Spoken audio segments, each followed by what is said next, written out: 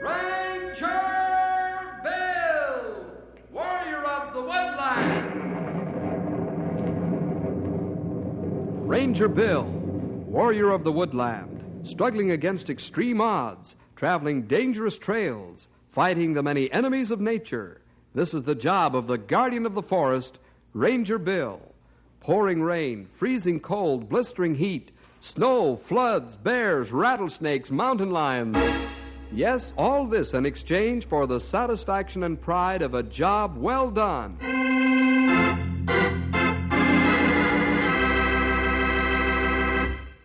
Say, do you have a dog? If you do, you love him, don't you?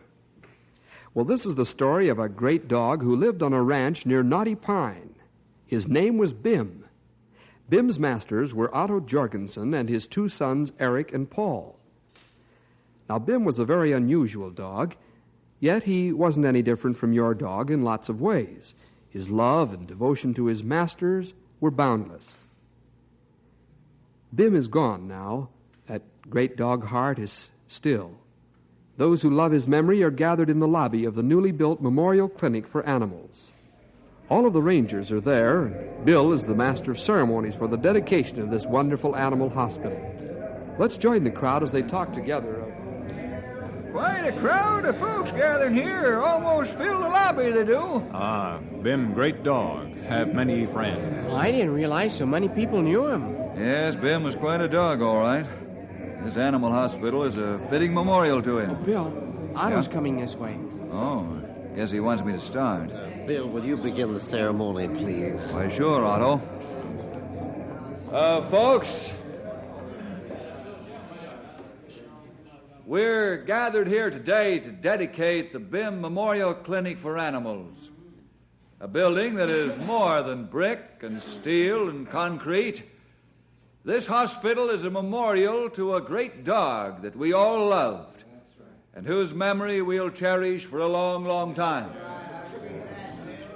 The idea for this building originated with Otto Jorgensen and his two sons. They wanted this clinic to be a living token of their love and esteem for their dog. A good deal of the money came from folks like yourselves. This hospital and clinic was built for the study and treatment of animal diseases, so that the animals may enjoy a fuller and longer life. To the memory of Bim, a great dog, and his heroic deeds, we dedicate this building with all its equipment and staff. Also, so that no other animal will have to suffer the same slow and painful death, we dedicate the scientific research that will go on inside these walls. Thank you.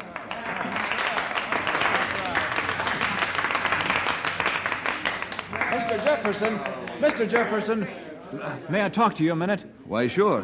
What's on your mind? Oh, I'm Ed Sloan. I'm a writer for Bencroft Newspapers and Dog Lovers magazine. I see. We've a combined circulation of 500,000. I'd like to write the story of Bim's life, if I may.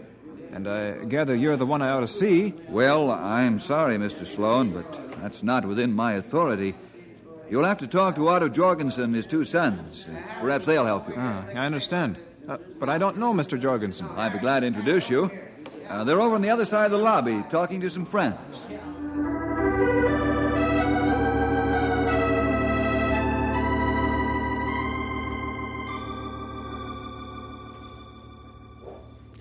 Well, Mr. Sloan, I don't know how well I can tell this story, but maybe Bill can help me out in a few places. First thing, I ought to say I wasn't too sold on Bim at first. Oh, why not, Mr. Jorgensen? Well, I'd always set my heart on owning a pedigree dog. Bim was just a gangly puppy. Good blood, but a mixture. Bim actually was rather a badly put-together mass of fur, big paws, and powerful body. I never thought he'd amount to much, to tell you the truth. How wrong I was. I'll never forget one day when Bim was about 6 months old. Paul and Eric was playing with Bim on the front lawn. Come on, sing it, Bim. Get Eric. Come on, pull his ears off. Atta boy, come on, chase him around. Come on, pull his ears off. Atta boy. Come on, let's go. Eric, Paul, what in the name of common sense are you doing, playing with that hound on the front lawn? Dad, that is, What's got into you boys? Look at that lawn. And look at my flower beds. You let that mutt run around in my prize flowers.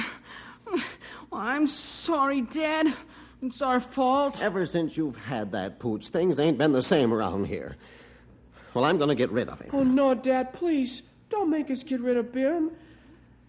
Oh, all right. One more chance. But if this happens again, out he goes, understand?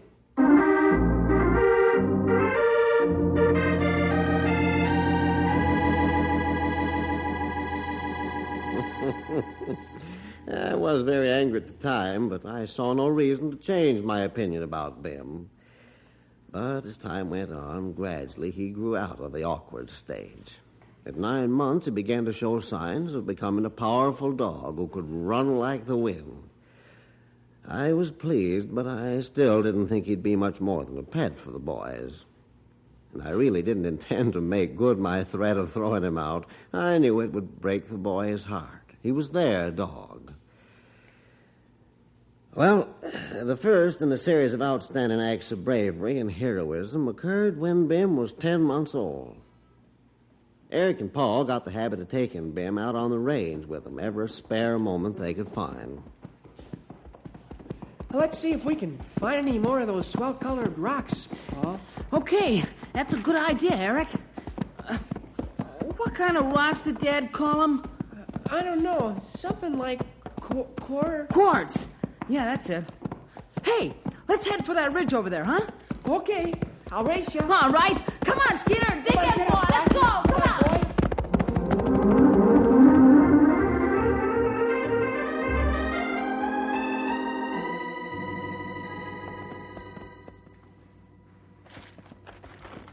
Hey, what's Bim after anyway? Oh, I don't know.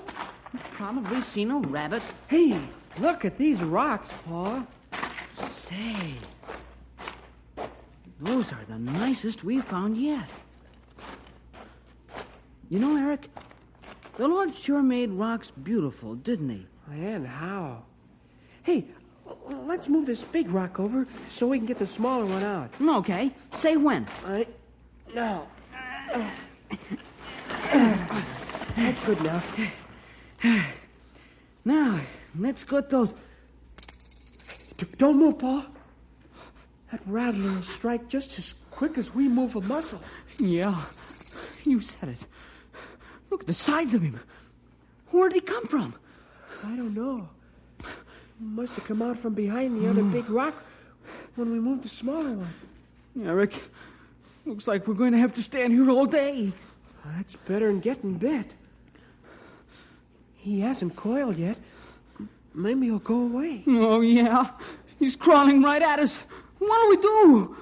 Hey, Paul, look. The rattler's not after us. He sees something. It's Bim. The rattler sees Bim. They're going to fight. Hey, let's get back. Get going. Kill it, Bim. Kill it. Come on. Hope that snake doesn't bite our dog. Oh, I never thought of that. He hasn't got Bim yet. Come on, Bim. Get him. Look. He's got him. Hey, Bim's killed the rattler. Come here, boy. Oh, boy. Good boy, Bim. Good boy. Atta boy. Boy, oh, boy. Hey, we've got to get home and tell Dad about Well, you this. said it. Now maybe Dad will believe it. Bim's a real good dog.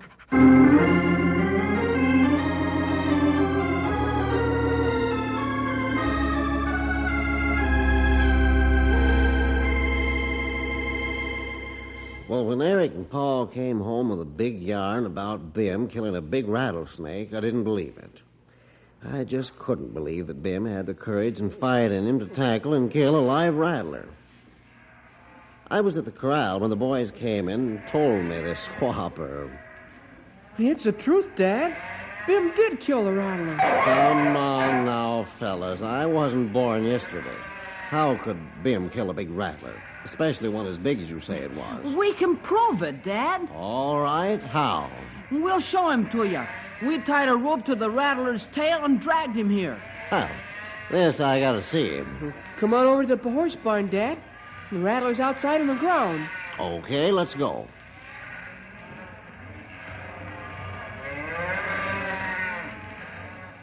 There, Dad. Take a look. Yeah. And Bim killed him all by himself.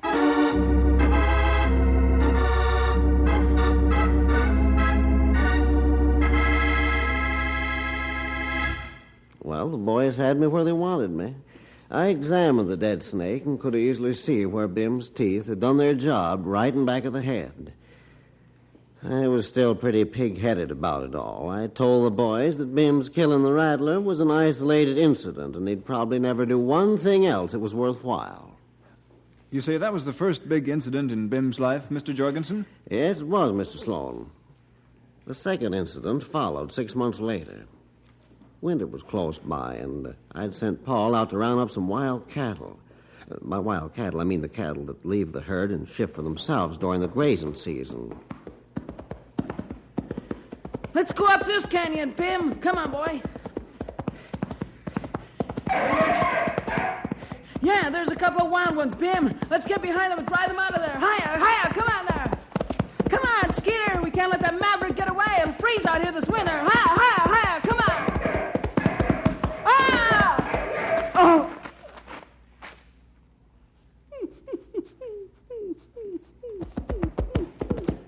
Paul was out like a light. His horse, Skeeter, had stepped onto a chuck hole and thrown Paul against the canyon wall. The boy had a broken collarbone, a fractured shin bone, and he was very badly bruised and shaken up. Bim started licking his face and hands, and Paul slowly came to. He was crying from pain.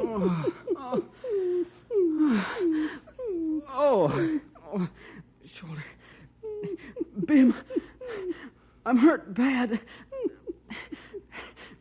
Bim, go find Skeeter. Oh, bring him back. Find Skeeter. Bring him back, boy. Go. Bim left Paul and went after the horse. He picked up Skeeter's trail and soon caught up with him. Skeeter was over his initial scare now and was just browsing in the grass. Fortunately, the bridle straps was hanging down, and Bim took them in his teeth and obediently led the horse back to Paul. Oh, good boy, Bim. Lay down, Skeeter. Lay down, big fella. Atta boy. Thanks, Skeeter. Now, hold still, boy. I try to crawl across the saddle. Just a little bit farther.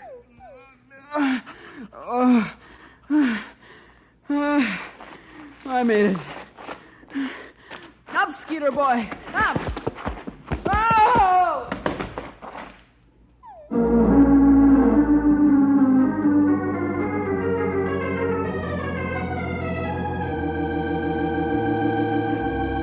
In case you don't know, Mr. Sloan, it's rather a difficult job for a horse to get up with a rider on his back.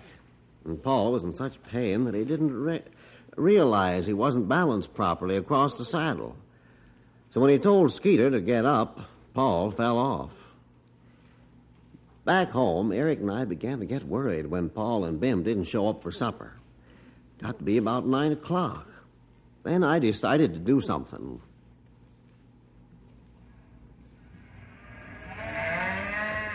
Dad, what could have happened to him? I don't know, Eric, but I'm going to find out.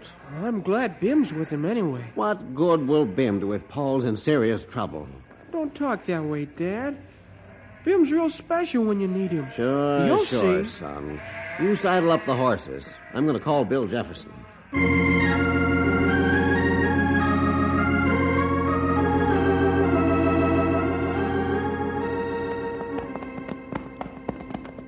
You lead the way, Otto. We'll pick up the trail when we get into the area. Okay, Bill. If Grey Wolf and Stumpy can't find them, we can always get bloodhounds. Yep. Come on, Storm. Get up. Here you go, boy. Come on.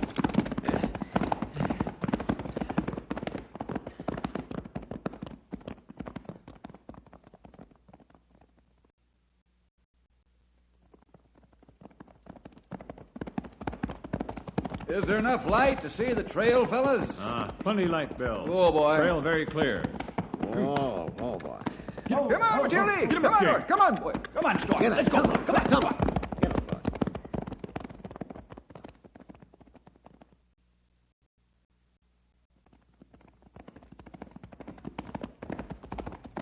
Say, let's hold it up here. Whoa, Matilda. Whoa, Storm. Whoa.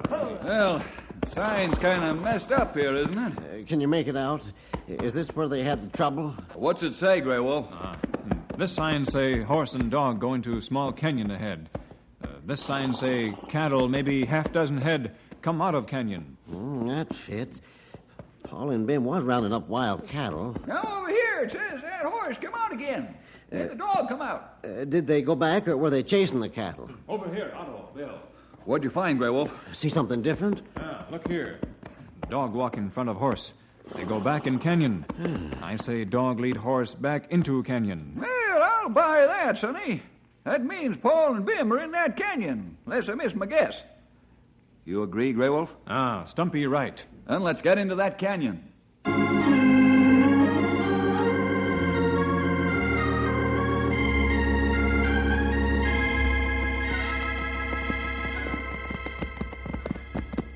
Lay the light over the canyon floor, Grey Wolf. They should be close by now. That's Skeeter, fellas. Throw your light to the left. Hey, there they are! Come on, Matilda! Let's go, Storm. Get up, boy. Whoa, Matilda! Whoa, boy. Otto, look. Look at that dog. He cover Paul with his own body to keep him warm.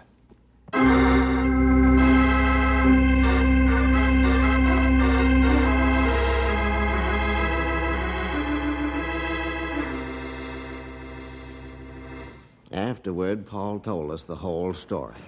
Then I knew I'd been wrong and the boys were right. We had a great dog in him, so I asked the boys to forgive me.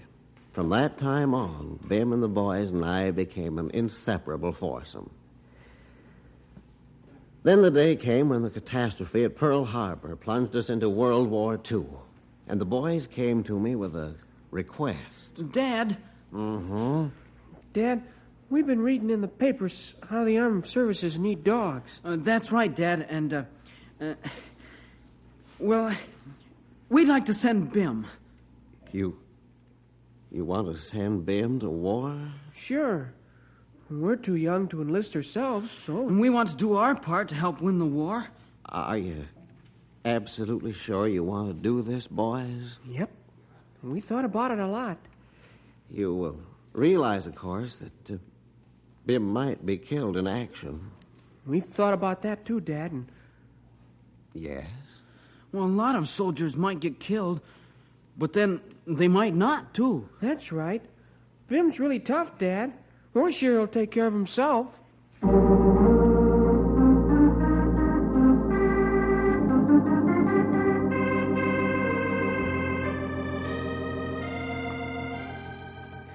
So I thought, far be it from me to dampen the patriotism of my sons.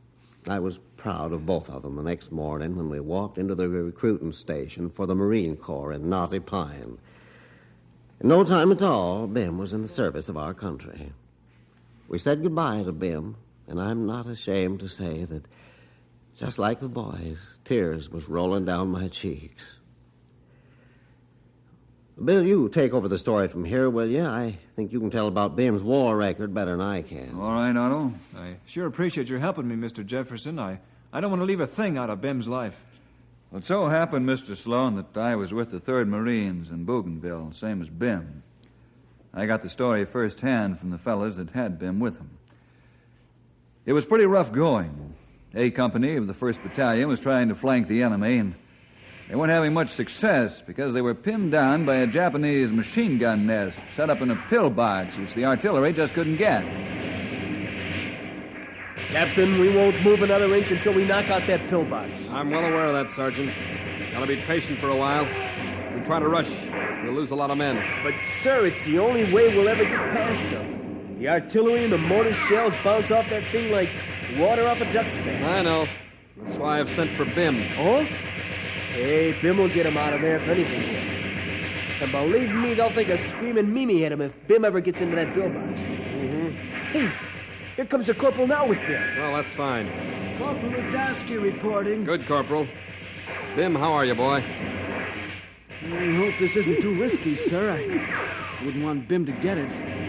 Corporal, please don't get the idea that these dogs are out here for us to use, or we don't want to send in men. We use them only where they can be used to better advantage than men, see? They're not cannon fodder, understand? Yes, sir. Now look, you see the fire lane from here? Oh, yeah. Yes, sir, I do. Send Bim up the left side. We'll give him covering fire until he jumps for the window. Yeah. Then we'll cease fire and rush the pillbox.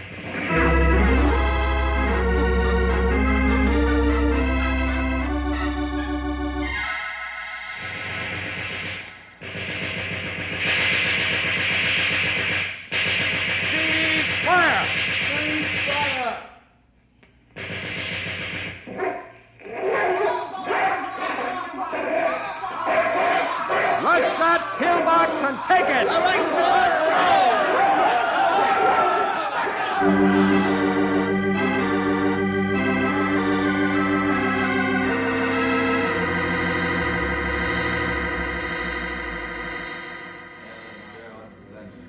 Prisoners are on their way back to the stockade, sir. Very good, Sergeant. How's Bim?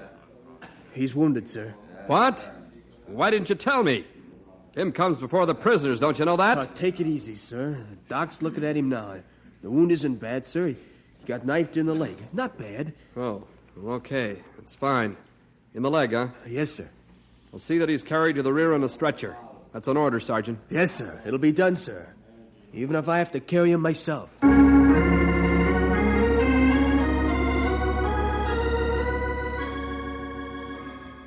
That's the story of Bim's service with the Marines. Thanks, Mr. Jefferson. Is there more, Mr. Jorgensen? Well, yes, Mr. Sloan, there is. We received a telegram from the War Department saying that Bim had been wounded, though not seriously. Uncle Sam was sending him home. They also said that Bim would receive the Purple Heart. Bim recovered the full use of his leg, and in about 6 months, you'd never know he'd been wounded. I'll say you could, Mr. Sloan. He was as fast as he ever was. But he sure grew up, though, while he was away. Seemed quieter, more serious. That's right. Well, one day, a year after Bim came back from the war, I was dragging our road. We have a private road that leads from the highway to the house and barns. I had the tractor hitched to a weighted drag, and I was trying to even out the rough spots. I was alone. That is, except for Bim. He was playing around nearby somewhere. Well, I don't know exactly what happened to this day. All I knew was that suddenly the tractor overturned and I was pinned under it.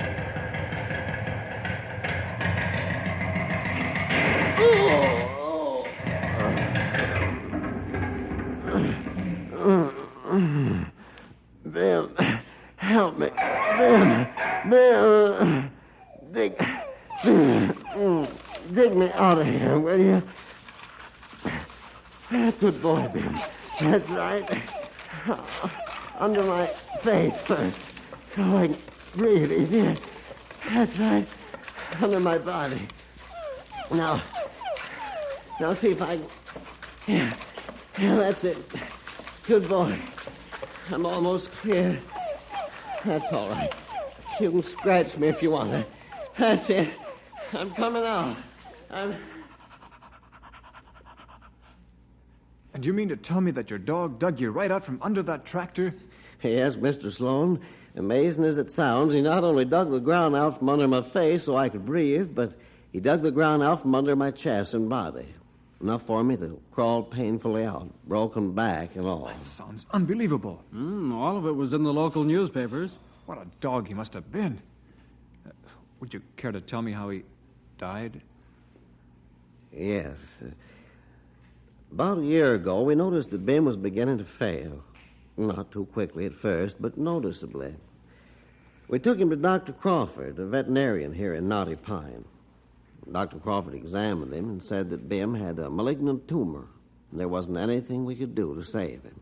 Just a matter of time. It was heartbreaking to watch a dog so full of life and courage as Bim was, slowly to waste away to skin and bones. I'm sure it was a heartbreaking experience, Mr. Jorgensen. Well, we watched him this way for 3 months. Finally, the boys spoke to me about it. I'm glad they did, because I wouldn't have spoken to them if they hadn't brought up the subject first. So, in the morning, the 3 of us went to Bim's bed to take him to Dr. Crawford. It was like visiting a sick and dying friend. Eric kneeled down to awaken him. Bim. Bim. Come on, fella, wake up. He hasn't moved a muscle. You don't suppose... Let me see, Eric. Yes, boys.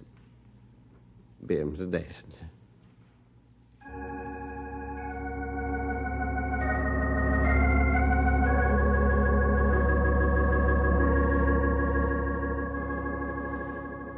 We were glad we didn't have to take him to Dr. Crawford, though all of us were broken-hearted that we'd lost him. The men at the Knotty Pine Legion post were only too happy to give Bim a military funeral, and we buried him in our front yard.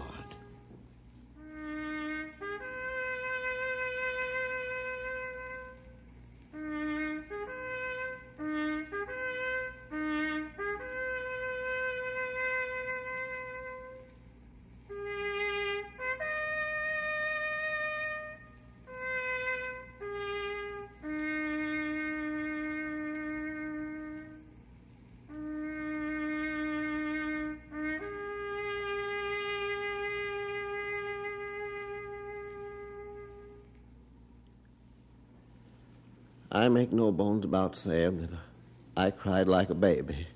Here was a dog that had given us all he had, and when he needed our help, there wasn't a thing we could do except watch him die. Several months passed by, and I talked to Dr. Crawford.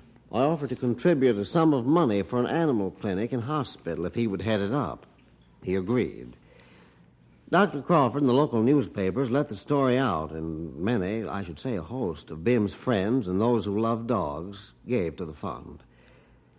The result, you see before you. Well, that's the story, Mr. Sloan. I don't know if I'll be able to do justice to this story, Mr. Jorgensen, but I'm sure going to try my best. Well, that's all we ask, Mr. Sloan. Before we leave, I'd like you to see the bronze tablet. Yes, I'd like to.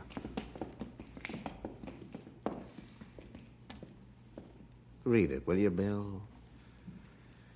In loving memory of our dog, Bim. He loved and asked no love in return. He knew no selfishness except to duty. He knew no fear except that he hadn't done enough. He gave all he had and asked no recompense. This tablet is inscribed for all to read, realizing that Bim lived as we should live. The Jorgensens.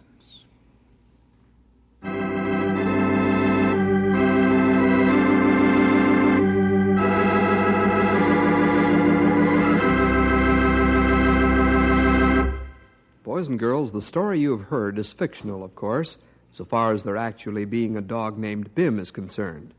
But all the incidents which have occurred in the story are true, for dogs actually performed the unusual and heroic deeds that were told to you today. Well, we'll see you next week for more adventure with